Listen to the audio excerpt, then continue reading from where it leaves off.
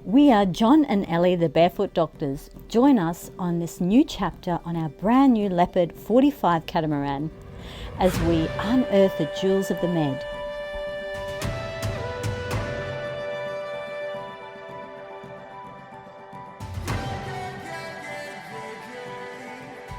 And the world. Because life is better barefoot. So here we are, sailing down the Italian coast after having a very rough night in Giglio on anchor. Sailing around the top end of the island and heading for Port Giglio. The anchor's up and we clean the anchor by dragging it in the water after collecting mud and seagrass. En route, we see a dive spot on the chart, so we're going to explore it, hoping to see something interesting. There are some other divers here as well.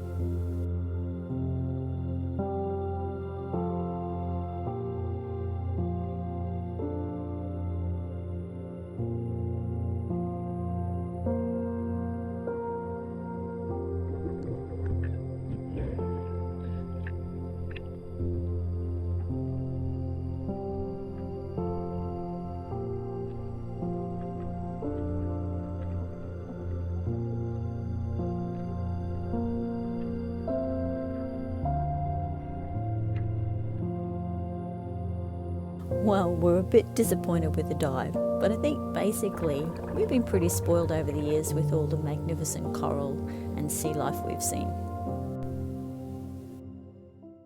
The harbour at Porto Giglio was actually full, so we only had the option of anchoring outside on a very thin ledge of sand with these horrible looking rocks behind us, as well as an onshore breeze that made this place very untenable. So we made the decision to sail over to Santo Stefano on the island of Monte Argentario, only 10 miles away. Although this is an island, it's connected to the mainland by bridges. Nat's favourite spot on the Leopard is a princess chair.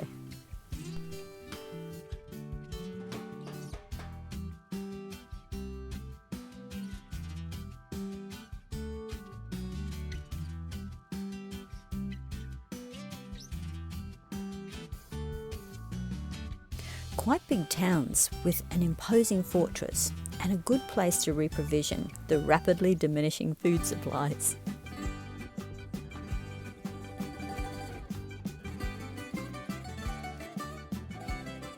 The walls of Fortress Spagnolo, very high, straight walls, nothing to grab onto.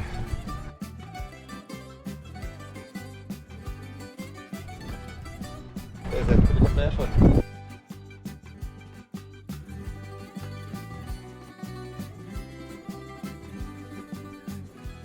So these here are amphoras for storing wine, and the reason they're that shape is they used to place them in sand in the boats or the ships, so that they would sit with a point in the sand and all the sediment would settle at the narrow end at the bottom, and you'd get less turbulence when you took them out. This is how the Romans did it. So these are bigger containers which are for other kind of stores of flour, sugar, those sort of things. And they go into the middle of the boat and the amphoras go at the bow and the stern of the boat. So they did a lot of drinking.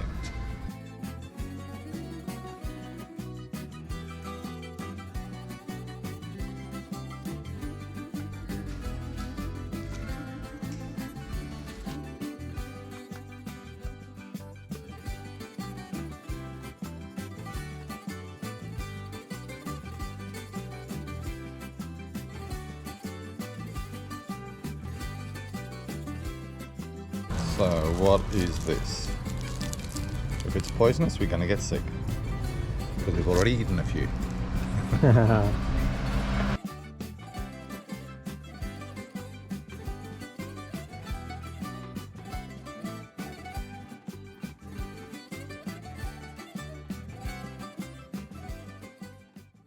Uh-oh. This is where our fears about incorrect paperwork rears its ugly head as we watch the police boat circle us and pull up at our stern and demanding to see our papers. The police spoke no English at all, but they obviously wanted our registration documents, insurance and some other certificate called something like a certificate of navigation. I did not know what they were talking about, but I gave them my registration, insurance and all the other documents relating to my qualifications as a radio operator, etc.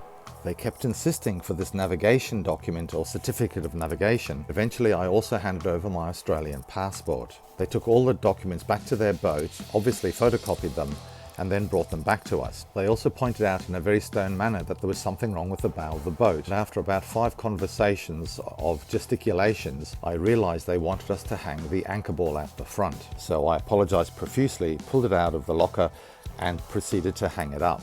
They then left, and I presume the navigation certificate was some Italian documentation that we would not have as foreigners. But of course, fortunately, there was no issue with not having entry documentation from France, and they did not demand a constitutio. We breathed a sigh of relief and reflected that most Italian boats did actually hang these anchor balls out the front when at anchor, and we were thereafter very diligent in hanging ours out so we did not get boarded by police again.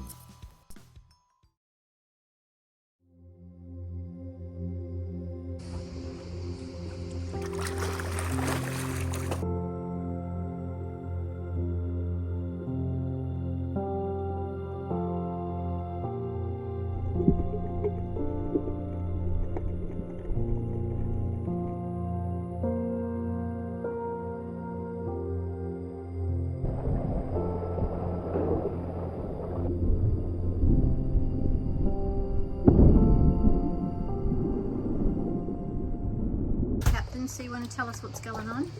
Well, the wind's just changed direction, which then means all the boats lie differently in the bay, and we were quite a long way away from the beach, and now we've done a 180-degree spin and we're now hanging what seems like very close to the beach. The big question is our anchor still fine or have we dragged? So you try to use references with other boats that are around to try and work out if the boat's dragging relative to them.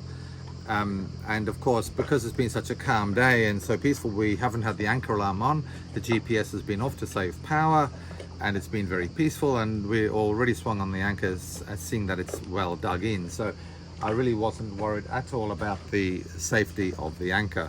But then this little breeze comes in from a different direction, but the wind's very soft. It's now calming down again. We're starting to swing back, and obviously I've now turned on the GPS signal, which is giving us funny readings anyway. It tells us we're halfway up a mountain there, which is a little bit irritating, but we don't have reception, and I think the reception for the GPS is obviously a little bit wonky. These are all things you've got to kind of take into consideration, and if you think you might be dragging, just pay attention, watch what's happening, because nothing's going to happen very fast until you're actually moving with the strong wind. There isn't a strong wind today, so we can sit and we can watch, check the depth. We're still in 7 meters, which is what we were out there, so that's quite reassuring. Obviously, horrible looking rocks out there raise a little bit of concern. And I think if we did a rotation, we would basically rotate at this level from the beach all the way around. Well, we've had a few challenges from anchorages over the last couple of weeks, haven't we? Yeah, the biggest problem we've had is with seagrass. There was one particular place we tried to anchor. The anchor hadn't dug in, so I dived down onto it. I tried to lift the anchor up and my foot went in like mid-thigh in seagrass. I couldn't even get down to the bottom of the ground to lift the anchor up. It was so long, and that's obviously going to stop your anchor from digging in. So we just lifted the anchor and moved to another place where there was a clear sand and no grass. Yeah, it's just part of sailing, you know. A sailor's life for me. Touch of cynicism there. So tell us about the sea breeze and land breeze. Well, tomorrow we're trying to head south and the winds are very calm. So I was just discussing that through the night you get what's called a land breeze. Because the land cools down, the air falls and then flows from the land out onto the sea. So you get a breeze off the land onto the sea, so it should come in this direction and we're going in that direction, so it should be quite favorable. Afternoon or through the day, as the land heats up, the the air over the land rises, and then it has to be replaced by the land off the sea. So you get the breeze blowing off the sea onto the land, and that's called a sea breeze. So I believe tomorrow we're going to get a sea breeze in the later afternoon as the land heats up. So if we can use the land breeze in the morning to leave here, and then the sea breeze in the afternoon to sail the distance to Civitavecchia. I speak Italiano, I got the dentista. Yes. Sì. Civitavecchia! But so we're going to wake up and leave at 6 a.m. to catch that land breeze which we had this morning, get as many miles south before the calm comes in the late part of the morning. I got David yawning just at the thought of waking up at 6 a.m. Oof. I'm going to bed now. Are we anchoring in Civitavecchia? No, we've got it. Well, if they answer our email, we're hoping to get a berth in the marina because we're getting the servicing done on the engines. Calm anchorage, stunning scenery, and the perfect time for sunset yoga.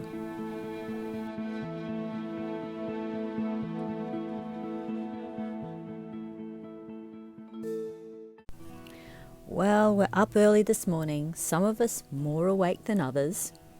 Soft winds and slow sailing.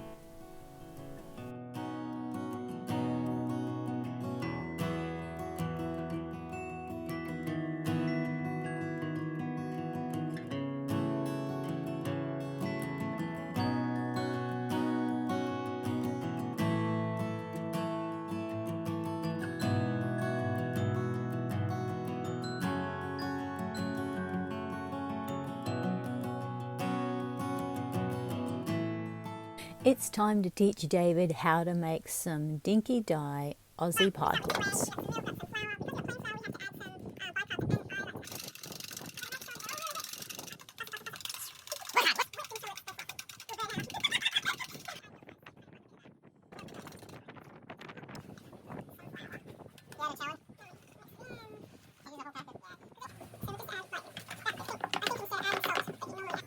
I feel like they're not going to be a bird. You manifested it. Oh, that one's. Alrighty, so here, the end result of the pikelets. And David mixed up some honey butter. Honey butter. Pilot number 2. Ding, ding, ding. What do you got on it, Nat? Do you have Nutella? Honey butter mix with leftover knife Nutella and salt. Oh my God. It's perfect, honestly. It's absolute perfection. It looks like we'll all have to do a few more sit-ups today.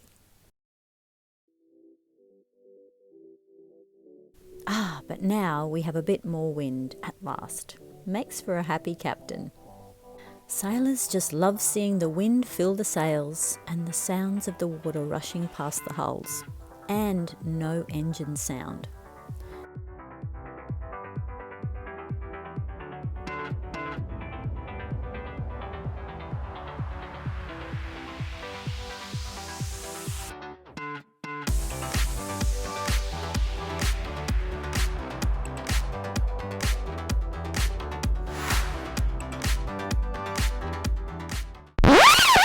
Except for the spinning props disturbing the tranquility.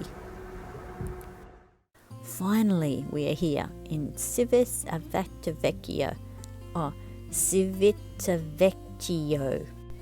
Civitavecchio. It's easier to say with an Italian accent. The reason we came to this marina in Civitavecchia was because this was the only Yanmar service agent that had enough time to book us in for our 50-hour service, and we had been trying to get the engine serviced since Alba. Everywhere was fully booked for at least 2 weeks, and this was the first place we could book the servicing in less than a week. This process was a lot more difficult than I expected, as I thought we should be able to book in at any place at any time and get it done within a day or two. So be warned, organize your work well in advance in these parts of the world. So another shopping trip. Unfortunately this time the supermarket is 20 minutes walk from the marina, and that's the closest. So we are here with a trolley. These trolleys are really, really useful, but this is a major, so this is full of all the really heavy stuff that I put on my back. and all these other. We got so much stuff it doesn't even fit in the trolley, but we need it. We're going out to the islands again, where there won't be supermarkets. So, fun and games. Now we have to get back to the boat.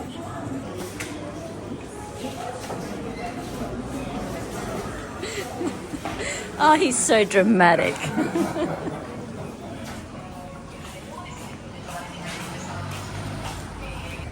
I don't know where this food goes, but I'm pretty sure it's those young people.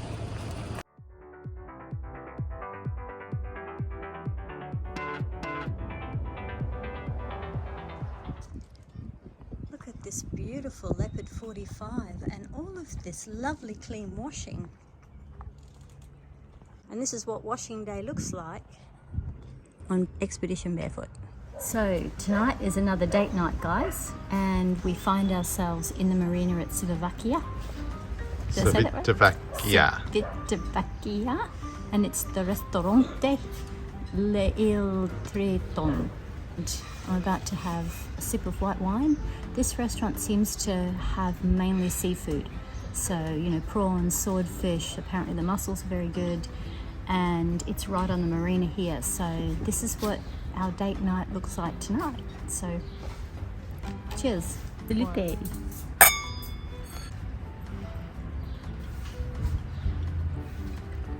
It's not bad.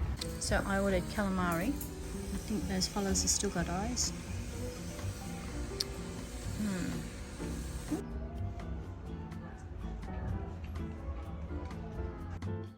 Swordfish fillet. Swordfish fillet. Grilled prawns with herbs, and this is chicory. Finish with cappuccinos, even though in Italy they believe cappuccino is only for breakfast. And we've got pistachio ice cream, Strawberry cake, strawberry and something cake. tart. We never tire of the stunning sunsets and the colour-drenched skies. I'm looking forward to a good night's sleep tonight, knowing that we have a clean boat, clean washing, restocked food, and we're up to date with the engine service. But now for a glass of Italian wine. We hope you've liked this week's episode, but we'd like to invite you to join us for next week's episode as we do an overnight sail to the paradise of Ponza. So kick off your shoes and come barefoot with us.